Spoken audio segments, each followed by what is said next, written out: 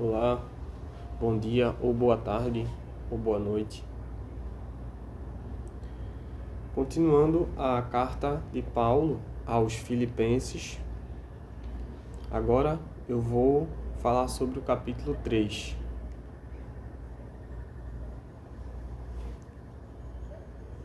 E ele começa assim: Finalmente, irmãos meus, regozijai-vos no Senhor.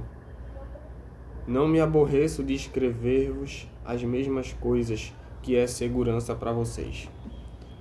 Paulo, que era apóstolo do Senhor, sempre encorajava os irmãos a permanecer na fé.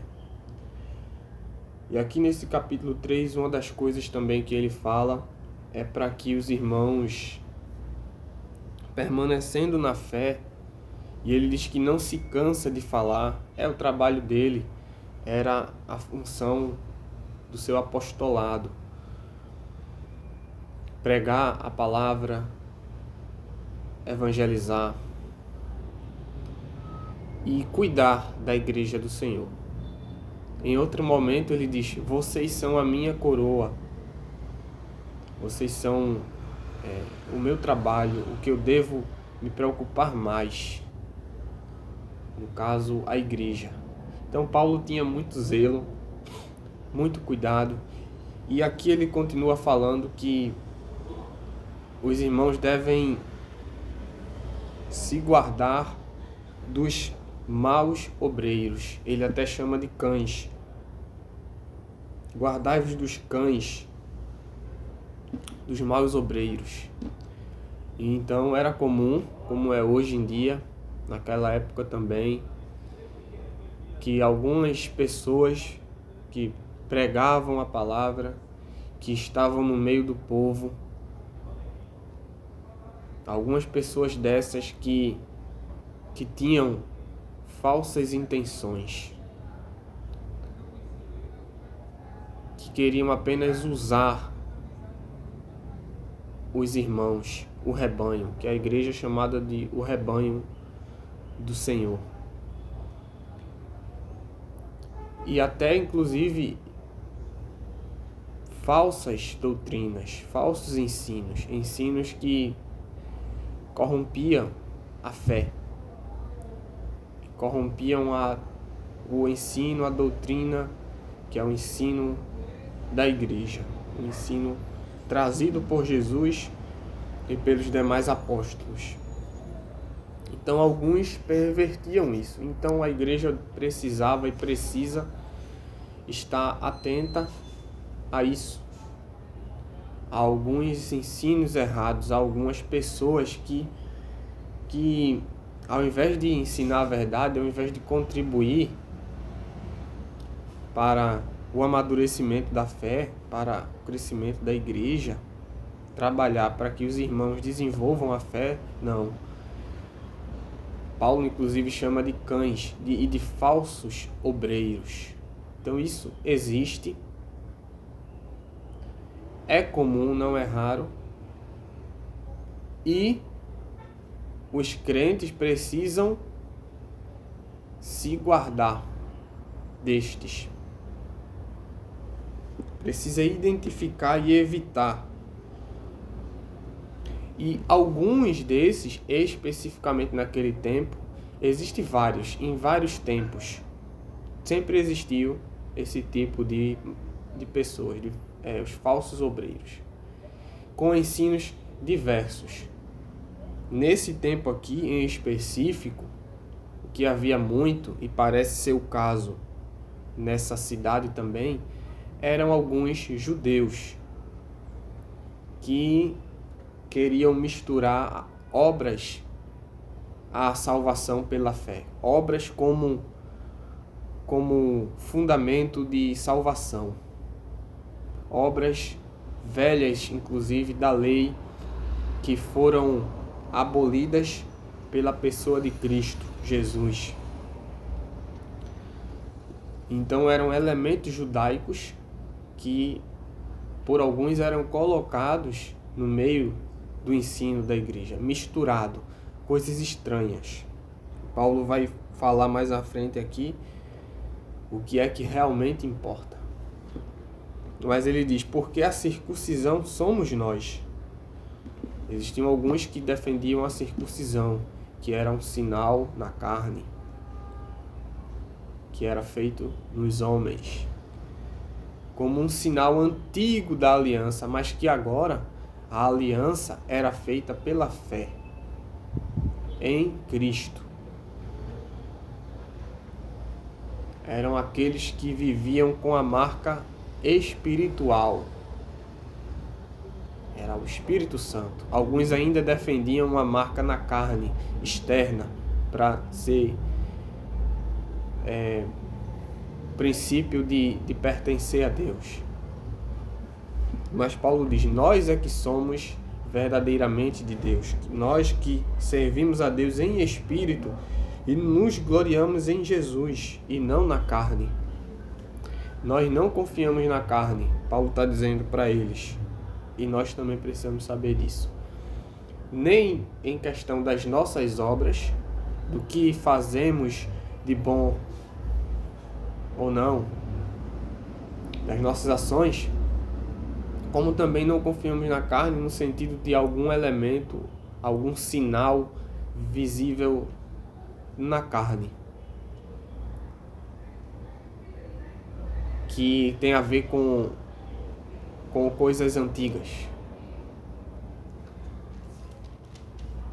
Não confiamos na carne, ou seja, um mero sinal na carne, no corpo, que venha dizer que somos de Deus. Não. Mas sim naquilo que vem do Espírito.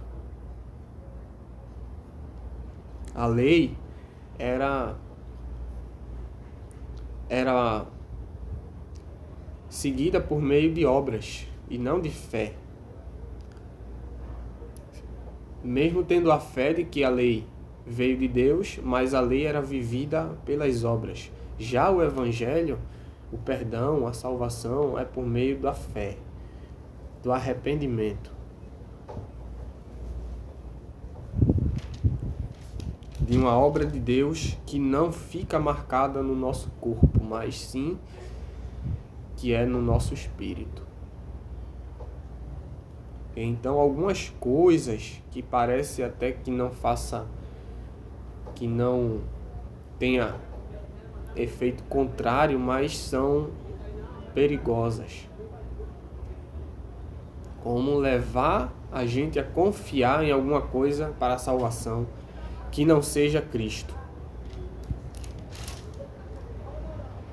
Ou tentar unir a Cristo elementos que não se deve unir a Cristo, que não são de Cristo.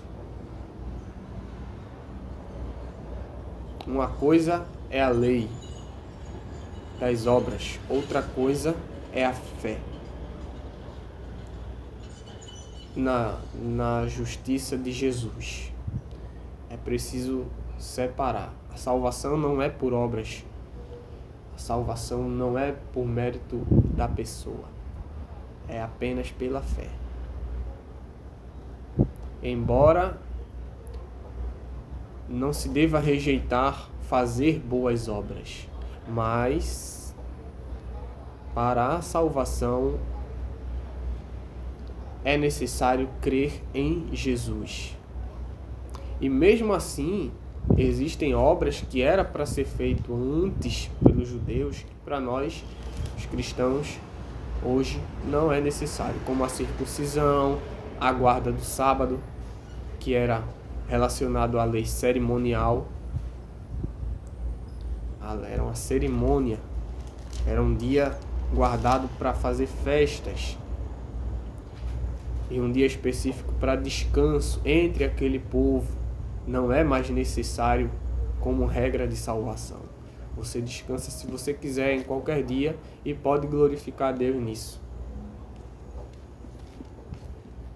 Como o voto de nazireado, não raspar a cabeça. E algumas outras coisas, de alimentos, por exemplo, também, que era regra, preceito para você pertencer a Deus. que hoje muitos desses elementos, preceitos, nós não trazemos mais. Porque nós vemos o cumprimento perfeito em Cristo Jesus. Aí ele diz, se alguém pode confiar na carne, eu poderia. Não é que ele confie, mas ele poderia. Aí ele fala que ele cumpria os elementos da lei antiga. Ele fala isso porque ele, como judeu, que ele era israelita, ele tinha autoridade para confiar na carne, mas ele não fazia isso. Se alguém pudesse confiar na carne, nas obras, eu é que poderia, mas nem eu faço isso. Aí ele explica o porquê. Ele fala o porquê, quais elementos que diz que ele fazia parte do povo. Ele foi circuncidado ao 8º dia, que era um preceito. Ele era de Israel, que era da tribo de Benjamim, fazia parte do povo, inclusive era professor da lei. Ele se diz que era tão zeloso que ele perseguia a igreja, que a igreja é aquele que prega a salvação pela fé, é aquela que prega a salvação pela fé e não pelas obras, pelos preceitos da antiga aliança, que eram sombras. Então ele perseguia a igreja, pregava diferente da salvação, do pertencer a Deus pelas obras, da salvação pelas obras.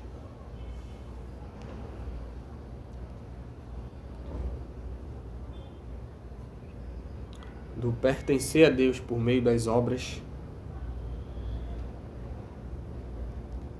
E ele diz, eu era irrepreensível, eu buscava fazer tudo como diz a lei, como era correto de acordo com as obras.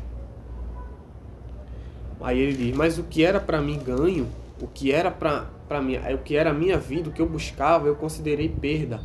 Ou seja, a minha justiça que eu buscava para mim, os meus méritos, eu deixei tudo de lado.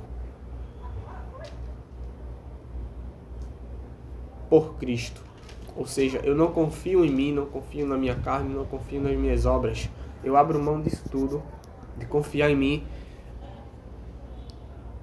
por Cristo, porque eu vejo que Cristo é melhor. Cristo realmente é a salvação, a graça dele na minha vida, a obra que ele fez na cruz. Então eu tenho por perda todas as coisas por causa de Cristo, do conhecimento que Cristo me deu, da graça dele sobre mim. Ele diz, meu Senhor. Então eu sofri a perda de todas as coisas e considero tudo como escória, como coisa que coloco para o lado, para que possa ganhar a Cristo. E seja achado nele, não pela justiça que vem da lei, mas pela fé, a saber, a justiça que vem de Deus, para conhecê-lo e o poder da sua ressurreição. A fé está ligada à ressurreição, inseparavelmente. Não tem como separar a fé cristã da ressurreição de Jesus. É impossível. E a comunicação das suas aflições, a morte de Jesus, o sofrimento dele, ela vem para mim como salvação, como algo agradável para a minha vida espiritual, para a minha fé, para a eternidade que eu posso viver. Então, de acordo com a morte de Cristo, o profeta Isaías já tinha falado, o castigo que traz a paz a gente hoje foi ele que levou. Pelas suas caminhadas nós fomos sarados. Pelo andar dele nós fomos sarados. Fomos curados. Ele foi ferido, mas porque as nossas iniquidades foram sobre eles. Mas nós ganhamos a vida, a paz, nós pertencemos a Ele por causa disso. Capítulo 53 do profeta Isaías fala disso muito bem. Como nenhuma outra parte dos profetas. Ou do Antigo Testamento todo.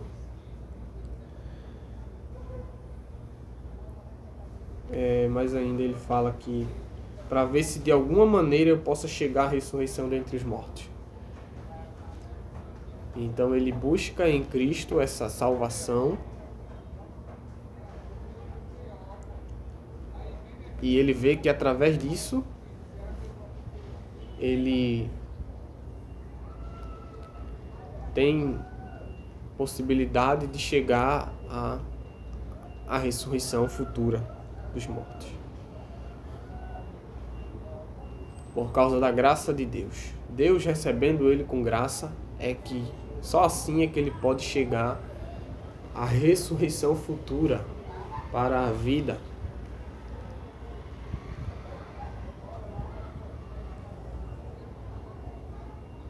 Não que eu já tenha alcançado, ou seja perfeito, mas eu sigo para alcançar isso, para o qual também fui preso por Cristo. Jesus me chamou com uma soberana vocação para isso. Ele vê que Deus chamou ele, resgatou ele. Isso ele fala como Deus me prendeu para isso.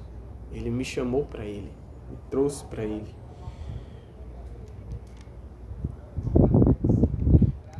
Não julgo ter alcançado, mas esquecendo-me das coisas que para trás ficam, ou seja, o que eu fiz de errado, a justiça que eu acreditava ter, que era inútil, eu deixo para trás e avanço para as coisas que estão diante de mim. O serviço no Senhor, a fé, a graça, a humildade em Cristo, a busca para chegar até a ressurreição, numa vida de humildade, de quebrantamento, de fé. Prossigo para o alvo, para o prêmio da soberana vocação de Deus em Cristo. Esse é o alvo. Seguir na vocação de Deus em Cristo. Por isso, todos quantos somos perfeitos, sintamos isso mesmo. E se sentis alguma outra coisa, Deus vos revelará. Deus vai cuidar de vocês e vai aumentar a fé de vocês. Ele cuida de vocês através de mim, mas Ele tem outros meios e vai conduzir a fé de vocês. Isso Paulo falou aos Filipenses. Mas naquilo que já chegamos, andemos segundo a mesma regra e sintamos o mesmo. Nós aprendemos até aqui a fé, vamos continuar nela. E ele diz ainda, ele tem essa confiança e diz: sede meus imitadores e tende cuidado, segundo o exemplo que tendes em nós. Ele via que ele buscava servir a Cristo, o próprio Jesus deu essa graça para ele, de ele se entregar totalmente a Cristo, à fé, ao trabalho da igreja.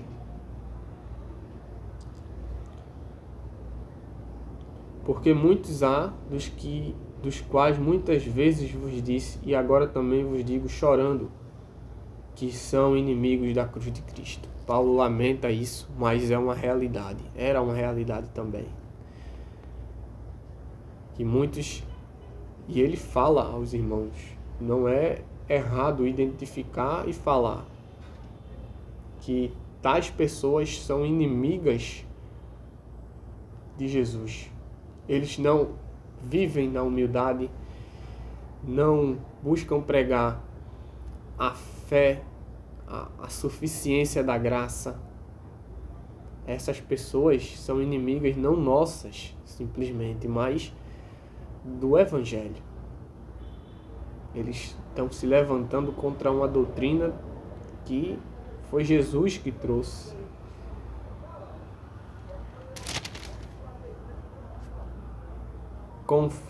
Cujo fim é a perdição, e o Deus deles é o ventre. Eles buscam coisas para si mesmo. E a glória é para a confusão deles. Que eles pensam que a glória deles, eles querem aparecer, eles querem crescer usando os irmãos. Isso serve para a confusão deles. Eles só pensam nas coisas terrenas. São cães, são falsos obreiros, são inimigos de Cristo. Aí ele diz aqui para terminar: mas a nossa cidade está nos céus, não é essa daqui, da terra. Nossa glória não é aqui. E do céu nós esperamos o nosso Senhor, que transformará o nosso corpo abatido para ser conforme o seu corpo glorioso. Aqui Paulo, ele desenvolve uma exaltação a Cristo, o que tem a ver com a nossa vida com Ele, que Ele vai compartilhar conosco da sua incorruptibilidade. O nosso corpo, o seu corpo glorioso, segundo o seu poder eficaz de sujeitar também a si todas as coisas. Então Cristo é poderoso. Ao ressuscitar, ele diz aos seus discípulos: todo poder e toda autoridade me foi dada no céu e na terra. Então, confiando em Jesus, nós temos a certeza de que Ele também nos ressuscitará e nos fará estar com Ele em glória. Amém. Esse é o final do capítulo 3. Aqui termina o capítulo 3. Até a próxima, onde eu vou falar do capítulo 4. Amém.